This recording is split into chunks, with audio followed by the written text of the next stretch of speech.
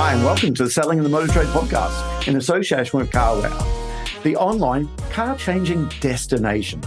Together, we share tips and ideas on how to sell more cars, improve your service department, and generally put more profit into your department, dealership, or dealer group. I'm your host, Simon Bowkett, or some of you might already know me as Skippy. Firstly, I just want to say thank you for taking the time to listen to this podcast.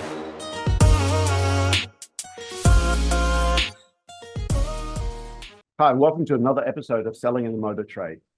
Today, it's my pleasure to be joined with Daksh Gupta. So can you tell me about your first step into management then?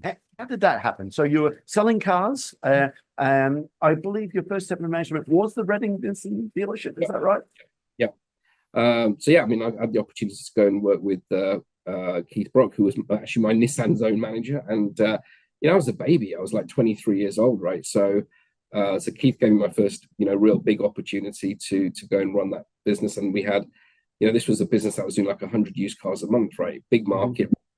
Nissan back in the day was a fantastic franchise. It's still a great franchise today. But back then, you've got the Nissan GB guys coming, great product, and they were gaining market share. So it was a really exciting place to work. And, nobody kind of teaches you to be a manager. But the approach that I took was, okay, if I can teach my team to be great at what they do in terms of looking after customers, following the basics, following process, following the scripts in terms of training and trying to help them, coach them.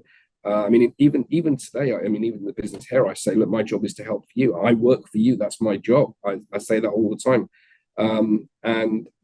For me, I just took the view that if I can help my people be better, then ultimately, you get the reflective credit in respect to them being successful, because it all comes back to you at the end of the day. So that's what I saw as a big part of my job in terms of being a coach and a mentor to my people and my teams. And that's how I've always. I love that philosophy. I'm working for you. I'm here to make your job easier. And so many times I get brand new managers don't see it that way. They flip it. It's such good advice there. Do you have any other advice for someone taking that first step into management? How do they get that first step? I think there's always that anxiety people have. I mean, even for me, I'm running a 1.7 billion pound business here, and just to put it into perspective, this has 330 sites, and our previous year EBITDA was 156 million. So this is a big business, right? So there's always that anxiety. Are you good enough? Have I made the right decision? Have I got the confidence to do it? But nobody teaches you to go to CEO school. Now, okay, I've been a CEO for many, many years. I was a CEO at 37 years old, and I was a director at Inchcape at 30. So, and I'm 53 now. So I've been doing it for 23 years. But even switching, you still have that imposter syndrome. And I think everyone has that. And I think anybody sort of says, and I'm a reasonably confident individual, but you still do question, are you good enough? So I don't think people should be anxious about it. I think, a lot of people don't go out there to win and have that winning mindset, or have the ambition, or don't let people know. So, how can your bosses know that you want to progress if you don't tell them? They haven't got crystal balls. But also, you've got to stand out. Yeah. Why should you get that opportunity? Some people feel, I've been here the longest, I should get the job. What is it that you do that makes you deserve it? What's your attitude like? I like people who are going to go and show me a good attitude. And the stars always come to the top. You can see them, but what is it that you do personally that makes a difference in terms of saying, yeah, I'm a star that deserves that opportunity? Yeah, I'm glad you said about that imposter syndrome, because I have so many people that come up the after sales side of it and nervous about the sales side of the business, or vice versa. And it's almost like giving them that confidence that, listen, just go for it. You're fine. You know everything you need to know. Don't go in pretending you know everything about it, and just ask questions. Don't be afraid to ask the questions sometimes. Because I always feel that. So this might sound like a naive question, but I've got you here. How does that work? Can you talk about? I completely agree, Simon. I mean, I've been CEO for a long time. I'm 53. I'm still very young. Full 33. And here, I know nothing about the sector, but I ask lots and lots and lots and lots of questions. Don't be scared to ask questions, because actually the worst thing you could do is not ask the question if you're not sure. That's how you learn. Yeah. And none of your leaders or your bosses, are going to ever criticize that. And actually, they'll see that as a good thing, because you're curious, you want to learn. So I think that's really good advice you've given, Simon. And I'm doing the same thing here, because I've got a lot to learn. It was in that Reading dealership. I was at Wakelin, you were at Reading, sitting down with Keith Brock and Mike Thompson. When I was just a salesperson going through the accounts, and it's accounts review. I had clearly no idea, just a brand new salesperson, Dash. But I was like, how does that work? What's that? Okay, volume bonus. What is volume bonus? And Mike Thompson, Keith Brock took the time to explain it. They didn't have to do that to me as a salesperson, but I suppose they've seen there that there was that interest there, how it works. I think everyone. Yeah, and Keith also, he really supported me because again, I if I'm honest, at the time I probably got the opportunity to run a bigger business at a very young age in Reading because I was a good salesperson, and we were not smashing it out of the park in terms of sales. And I think Keith probably recognised that, that's what I brought to the table. But actually, I think what Keith helped me achieve was an understanding of that big picture of how the numbers work. Because today, and everything I do today is all about the numbers, because the numbers are a direct output of what we do in the business. So whatever you do operationally in the business and the inputs that you do operationally result in the outputs and the numbers. So if you can understand how the numbers work and the levers work, then you can know what you need to do to improve the business operationally. So, and not enough people, I think, really understand that. So one of the best bits of advice I'd give people is, make time to understand the numbers. And if you don't understand them, go and talk to your accountants. Your accountants would love you to go and ask those questions because they're there to help. Yeah. So true. I was just going to ask you, so you walk into a new business you've acquired, a new department, someone takes, they're in a group and they go to another dealership within their group there. What are some of the first things you look for? I may have got that wrong. It sounds like you're looking at the numbers straight away. I thought you were going to say it's the people first, processes, but what do you look for when you go to the business or department? Yeah, so I actually look at quite a few things. It's not just any one individual KPI. I mean, I do start with the numbers, to be honest with you, because the numbers don't lie. The numbers tell you what's going on in the business. And then you can get a sense of what's going on behind that, because, as I said, the numbers are an output of what we do operationally. So, when you look at numbers, if a business isn't performing, if it's down to gross margin, what's happening in terms of discounting, what's happening in terms of stock, there's always something that's driving the numbers. And there's always a reason why something's happened. So I start with the numbers. To understand where the issues are. So is it a sales rate issue? Is it a new to used car ratio issue? Is it a margin issue? There's always something that is a driver behind why they look. So that gives me an indication of what questions to then ask. Okay. And you'll make a judgment and you'll just ask questions of, why is your margin? I also love benchmarks. So I love league tables, love benchmarking businesses. So one of the bosses I worked at Inchcape many years ago, one of the best businessmen in this country, I would say, is Andre Lacroix. I learned a lot from him because he was talking about gold standard benchmarking and how he would use KPIs to look at the bottom quartile, moving them up towards national average. And if you just move the bottom quartile to average, if you look at that in your business, the numbers are transformational. I mean, in a business like this, it's tens of millions of pounds. So understanding that, and then you ask questions as to, well, can you explain why this is, and just listen, and you listen to what the explanation is, and you can say, well, this is what good looks like, and this is what others are doing, which is why I always just like looking at composites. So you've got a benchmark, because if the rest of the network's doing it, well, why can't we? What are the things that are preventing us? And there's always a reason. Sometimes it's because we haven't been ambitious enough. If it's something like, say, used car stock turn, what's our stocking policy? How fast are we turning vehicles through the workshop? How fast are we preparing things? What's our order to delivery cycle? There's always something that gives you the answer. And then you listen to the knowledge of what that person's telling you. Do they know the numbers? Do they know the understanding? Or do they like, what numbers are you talking about? And then you make a judgment on the people, So for me, sometimes there are issues, but if you've got the confidence that person has an understanding, then you'll get there with that person. It's about helping and supporting that person, coaching them, training them, whatever that you need to do. And on some occasions, you maybe have the wrong people, but that's with the numbers, and then assessing the individuals and seeing how competent they are on the numbers. I suppose it's a question that could be a podcast in itself. But what KPIs do you start looking at? I mean, that's a huge question, I know there, but are there any key ones that you like to go and look at straight away on a business there that really? I would say there's not any one single. I like to look at a balanced scorecard because, an old boss of mine, one of the best retailers in the UK, Graham Potts, who is the CEO of Vardy, and became the CEO of Inchcape in the UK. Great retailer, one of the best in the country. He always used to, I've been really lucky. You sort of steal one-liners, and one liners he said was sin of the single indicator. And what that basically is, you can't just look at one indicator, because you might look at something in this lens, but actually there's a reason why it's over here. So, for example, one of the things I'm sort of actually teaching in this business is, don't just focus purely on margin, because if you purely focus on margin, okay, you could lose volume. Okay. Yeah. Equally, don't just focus on volume, because if you just focus on volume, you could make no margin. So there's a balance in there. So I think I don't just look at one KPI, I look at multiple KPIs. So obviously profitability is really important. You look at volumes is really important. I like to win market share. I mean, in my previous company, we won market share every single year. In fact, can't say too much here, but that's a mantra we've got, internally, that we win market share. We steal dinner from our competitors. That's what we're focused on. And so lots of things I look at in a business.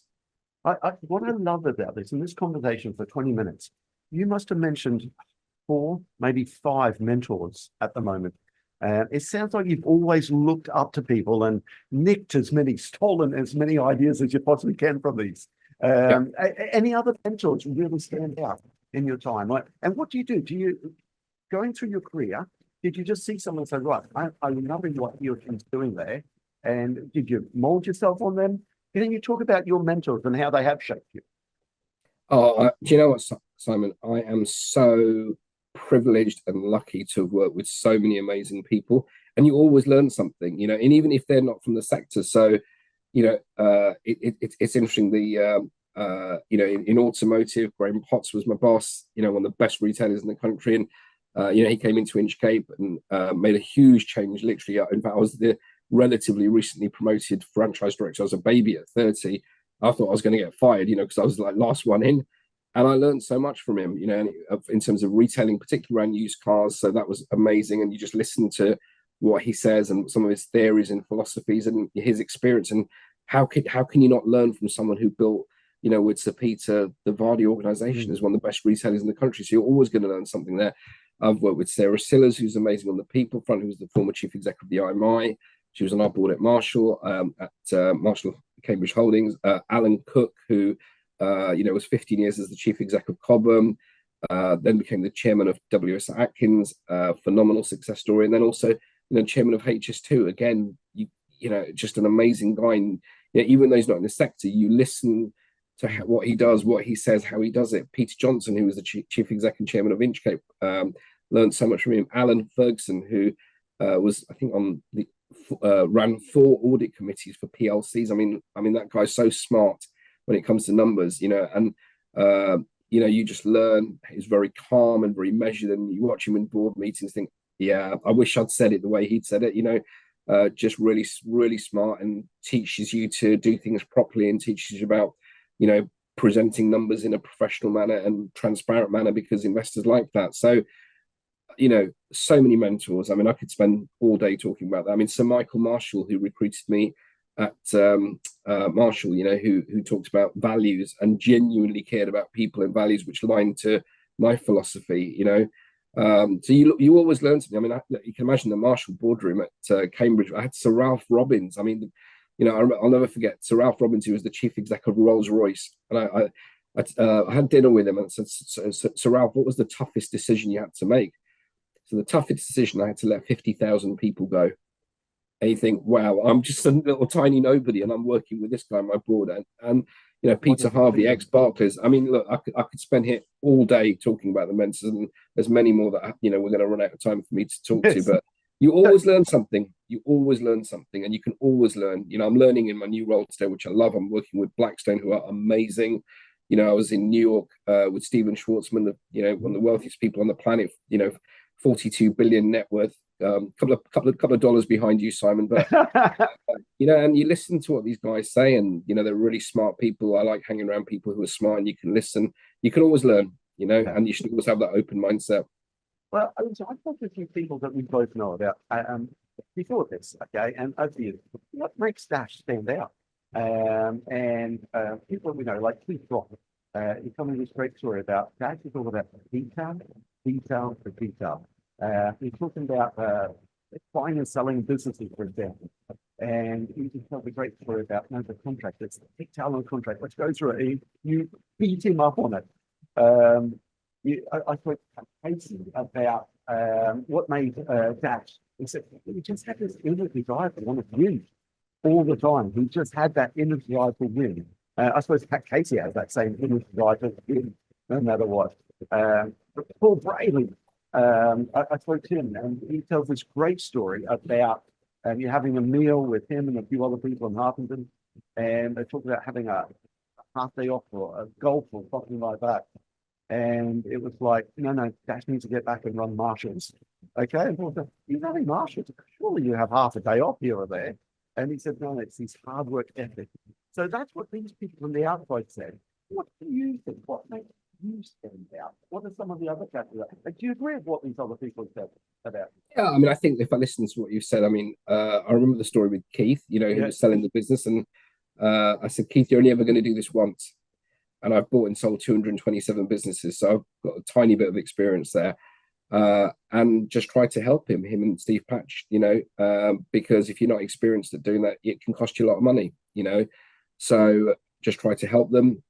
Keith's one of my oldest and dearest friends, so wanted to do the right thing. So yeah, I mean, I think it's attention to detail, as Pat said. I mean, for me, I am very focused as an individual. I've got a lot of drive. I think that's clear. But I don't find work. I mean, literally, I probably do on an average day 18, 19, sometimes 20 hours a day when it's pretty full on, but work's not work. If I felt work was work, I wouldn't do it. I mean, I genuinely work because I enjoy it. I want to see the organization do well. I want to see people do well. I want to see people grow. And it's rewarding and it's successful when you see an organization change. And in this organization, we're going through massive cultural change. But when you see the feedback and you see what people are feeling, that you could, it's a privilege to lead, and it's work's not work. It's fun. Okay, and I appreciate I'm in the position where I have got that ability to say it's fun.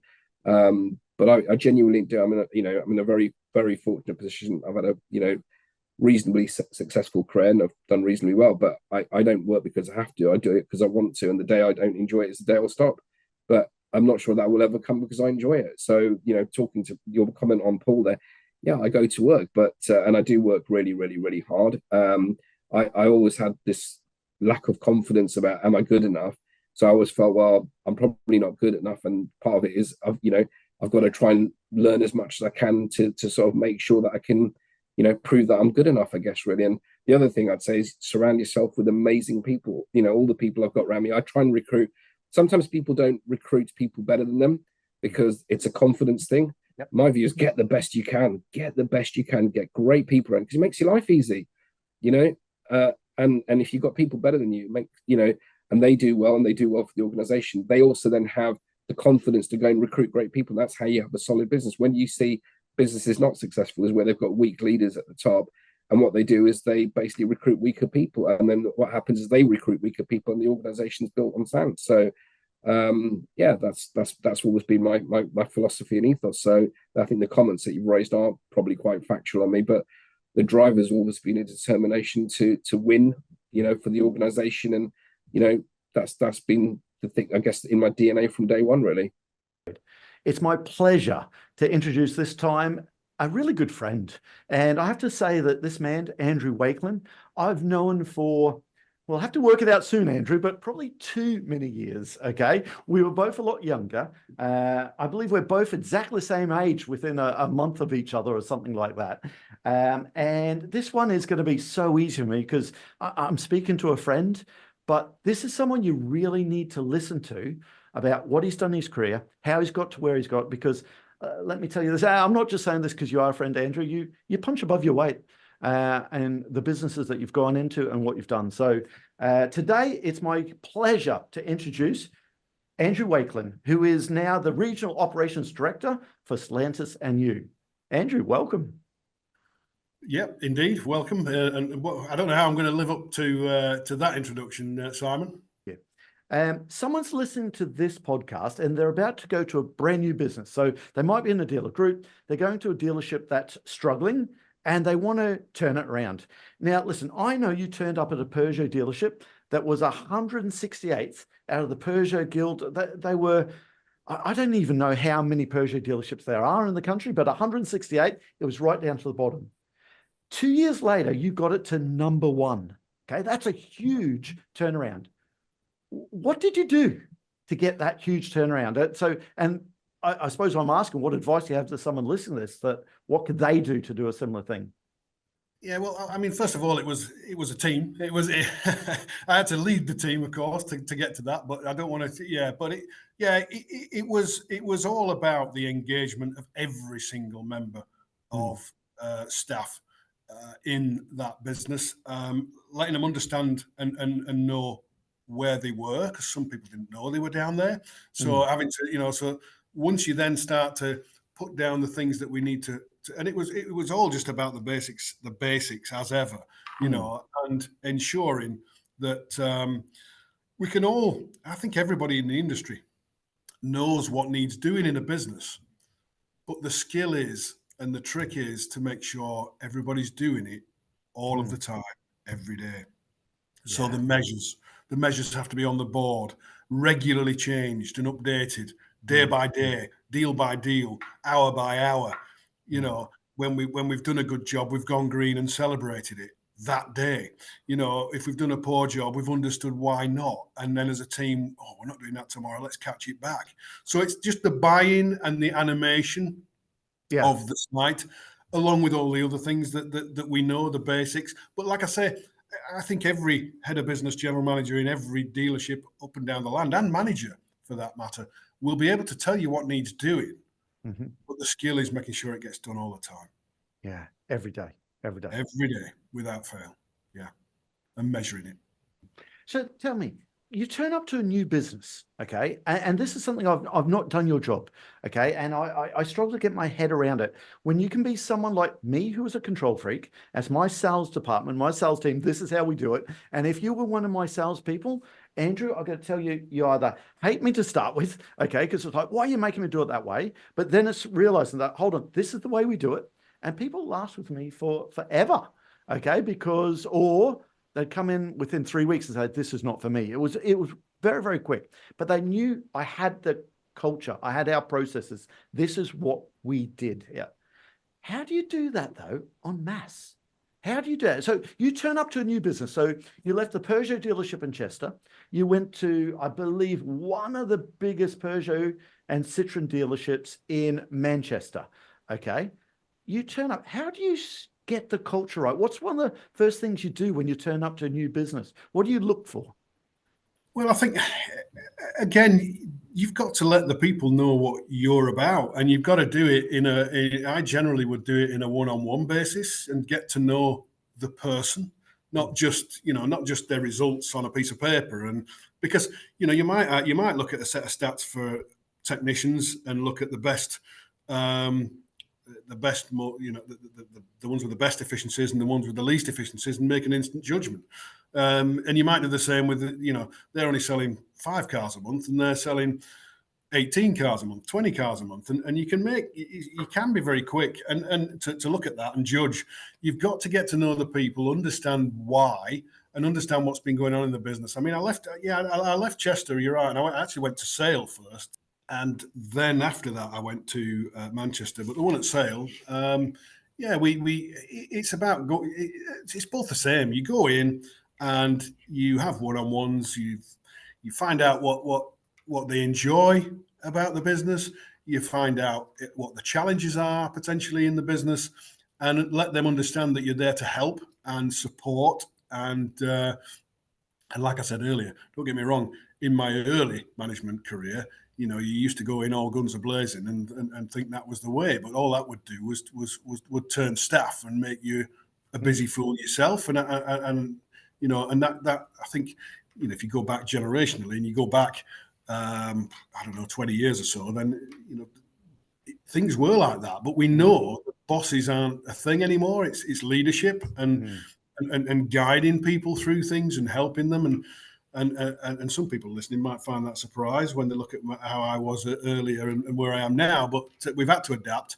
But it's you've got to influence them, and you've got to understand them, and you've got to find out about them, what makes them tick, because we know that, you know, what somebody might be money driven, somebody else might be success driven, somebody, you know, they're totally different people. So you've got to understand who you've got working for you.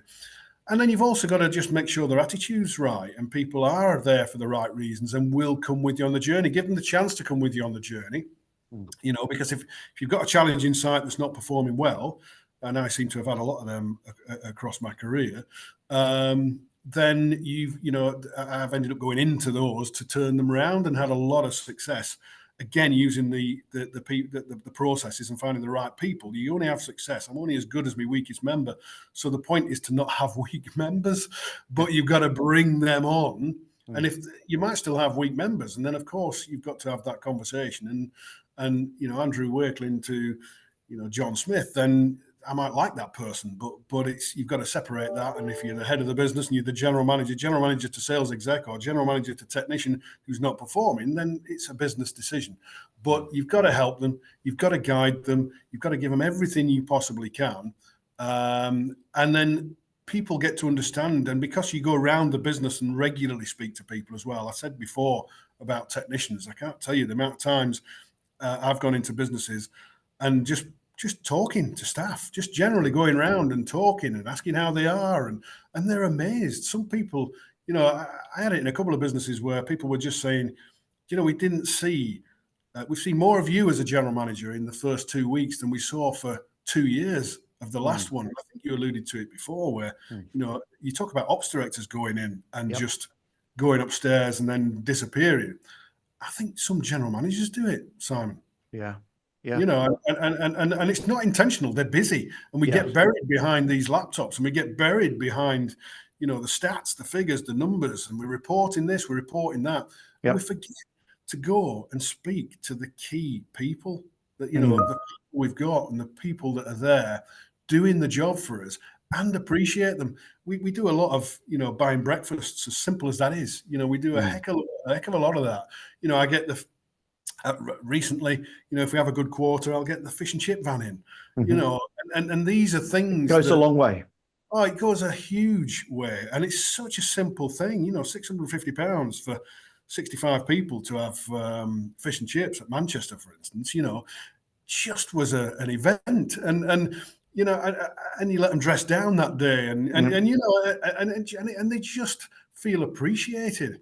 You know, whereas I think we can all fall into that trap where we forget to appreciate not just, you know, not just the technicians and the sales execs, but admin and fleet admin and, you know, and accounts. Everybody would be involved, and everybody's eating fish and chips. You know, it's not just about fish and chips, but you know what I mean. And we do it. We do it with breakfasts as well, and, you know, and team events in the past, go-karting, and, you know, and just pulling people together. It's a vital part, and a night out for a meal or whatever it is. I think it's just important, and we certainly, in a cost savings world that we're in, I think those things sometimes are the first things to get dropped, when in actual fact they're the things you shouldn't drop. Yeah. Well, there's a story that you won't know because you weren't working there before. I did. There was a Volkswagen dealership in Wales that you were a general manager, and you moved on there. You hadn't been there for, I don't know, maybe 18 months. And the accountant there said, when we had Andrew Wakelin there, he was on a tricycle in the workshop, getting the technicians saying, come on, guys, we need to get to this. Where we're up to, what are we doing? Come on, let's get it through there. And it was actually one of the technicians there, workshop controller, were relaying this story about this mad guy called Andrew Wakelin that was on a tricycle riding around in circles there. You won't even remember the story, I'm sure. But no, I do, because I think I was 19 stone at the time, and I lost a lot of weight since then. And I think, and it was one of them clown bicycles. It was one of them really small ones. Yeah, so I did look quite a sight. And I was also blowing a little horn at the time as well. So, yeah, I do remember that. It's quite funny. So put a bit of fun in it. But again, you knew the mechanics, you knew what they needed, where you needed to be there. And that must have been 18 months afterwards. And they're talking about this story and they didn't realize I knew you. Okay. And they're talking about this mad guy, Andrew Wakelin, okay, who could, by the way, remove the fly with a forehead with an axe. And I will say that people have said that about you as well. And again, I'm sure you'll know that. But sometimes... Not the best part of my career, but yeah, I did do, because I did do things wrong back then, and but a lot of it was right, most of it was right, but I'm going back. I mean, I've changed a lot over the years and realised that, as I said before, the best. I still think sometimes my reputation precedes me, but not necessarily a bad thing in some instances. But no, I'm a typical Yorkshire fella, so I just say things like they are, but in the right manner. Yeah, that sounds good. That just leaves me to say that all details of this episode and other episodes on the selling in the motor trade can be found on our website, simcotraining.co.uk. Go there to get a copy of our book, Words That Sell Cars. Go there to sign up to a free trial of our Sales Fitness online sales training program. Easiest way to get hold of me is Simon Bowkett through LinkedIn. Thank you.